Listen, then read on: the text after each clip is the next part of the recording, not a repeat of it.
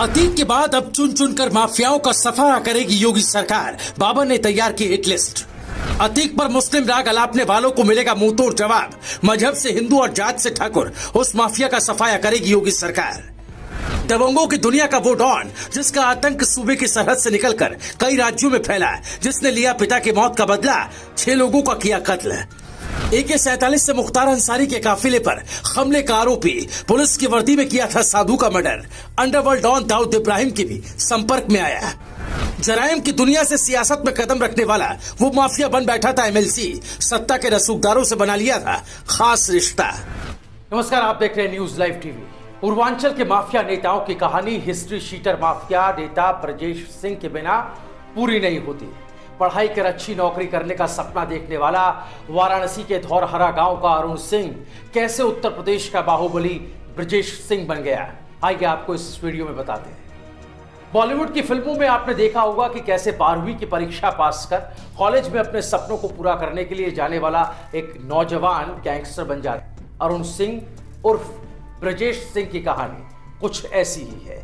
बनारस के धौरहरा गांव के एक संभ्रांत किसान और स्थानीय नेता रविंद्र नाथ सिंह के बेटे अरुण सिंह ने 12वीं की परीक्षा पास की तो वो भी अपने पिता के सपनों को पूरा करने के लिए आगे की पढ़ाई करने लगा। BSc में एडमिशन ले लिया। रविंद्र नाथ सिंह हर पिता की तरह यही चाहते थे कि उनका बेटा पढ़ लिख कर अफसर बने, परिवार और गांव का नाम रोशन करे। लेकिन 27 अगस्त 1984 की तारीख ने अरुण सिंह की जिंदगी को पूरी तरह बदल दिया।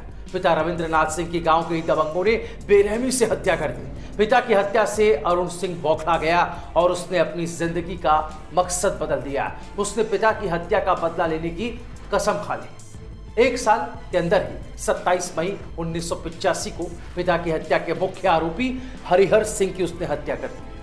अरुण सिंह अब ब्रजेश सिंह बनने की राह पर तेजी से आगे बढ़ गया। उसके ऊपर हत्या का पहला मुकदमा दर्ज हुआ था। लेकिन ब्रजेश सिंह अभी पुलिस के हत्थे नहीं चढ़ा, क्योंकि पिता के जो बाकी हत्यारे थे उनसे बदला लेना जो बाकी था। अप्रैल 1986 की बात है। चंदौली के सिकरौरा गांव के पूर्व प्रधान रामचंद्र यादव समेत 7 लोगों की गोलियों से भूनकर हत्या कर दी गई। ये वो लोग थे जो ब्रजेश सिंह के पिता की हत्या में शामिल थे। और यहां ब्रजेश सिंह के पिता की हत्या का बदला तो पूरा हो गया, लेकिन ब्रजेश सिंह की जिंदगी 360 डिग्री बदल गई। ब्रजेश सिंह को गिरफ्तार किया गया तो जेल में उसकी मुलाकात हुई त्रिभुवन सिंह से। त्रिभुवन सिंह ने भी अपने भाई के हत्यारों को मौत के घाट उतारा था और दोनों की कहानी लगभग एक पन्ने पर थी। और जेल के अंदर दोनों की दोस्ती हो गई। ब्रजेश सिंह को समझ में आ गया था कि जरायम यानी क्राइम की दुनिया है अब उसका सब कुछ है, यहीं उसे ताकत मिलेगी और यहीं से वो पैसा कमा सकता है। यहां से ब्रजेश और त्रिभुवन सिंह ने स्क्रैप और बालू की ठेकेदारी करने वाले साहिब सिंह का साथ पकड़ा।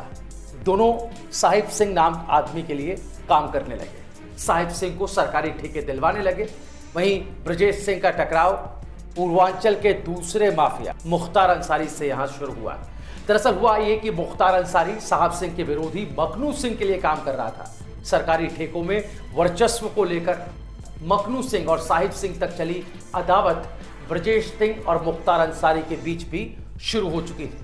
हालात ऐसे बिगड़े, ऐसे खराब हुए कि मुख्तार और ब्रजेश ने अपने सरपरस्तों से खुद को अलग कर अपना ही दबदबा कायम करना शुरू किया। मुगल सराय की कोयला मंडी, आजमगढ़, बलिया, भदोही, बनारस से लेकर झारखंड तक शराब की तस्करी, स्क्रैप का कारोबार, रेलवे के ठेके, बालू के पट्टे को लेकर ब्रजेश और मुख्तार अंसारी के बीच गोलियां तक चलने लगी। 1990 आसपास की बात है। ब्रजेश सिंह ने तब के बिहार और आज के झारखंड का रुख किया। ब्रजेश सिंह कोयला के बड़े कारोबारी और बाहुबली सूर्यदेव सिंह के लिए काम करने लगा। सूर्यदेव सिंह के 6 विरोधियों की हत्या में ब्रजेश सिंह का मुख्य आरोपी के तौर पर नाम आया। इसी बीच ब्रजेश सिंह का संपर्क हुआ मुंबई के अंडरवर्ल्ड डॉन दाऊद इब्राहिम से।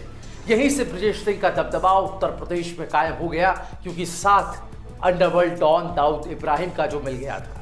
लेकिन इधर उत्तर प्रदेश में विरोधी मुख्तार अंसारी का कद लगातार बढ़ता जा रहा था।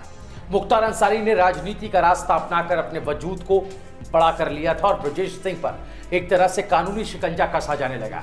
5 जुलाई 2001 के मऊ से विधायक हो चुके मुख्तार अंसारी पर गाजीपुर के मोहम्मदाबाद के उसर चट्टी इलाके में ब्रजेश सिंह और उसकी गैंग ने धावा बोल दिया, हमला कर दिया और इसमें मुख्तार अंसारी का गनर घायल हो चुका था। बाद में उस गनर की मौत हो गई। नवंबर 2005 में बीजेपी विधायक कृष्णानंद राय की हत्या ने मुख्तार अंसारी के वजूद को उत्तर प्रदेश में सबसे बड़ा कर दिया और ब्रजेश सिंह को अंडरग्राउंड होना पड़ा।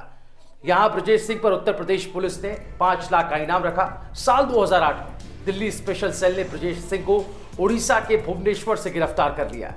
यूपी छोड़ने के बाद ब्रजेश सिंह उड़ीसा में कारोबारी के तौर पर रहने लगा था। ब्रजेश सिंह की गिरफ्तारी के बाद ब्रजेश सिंह और उसका परिवार राजनीतिक वजूद को बढ़ाना शुरू कर चुका था। ब्रजेश सिंह के बड़े भाई उदयनाथ सिंह 2 बार एमएलसी रहे। पत्नी अन्नपूर्णा सिंह को एमएलसी बनाया।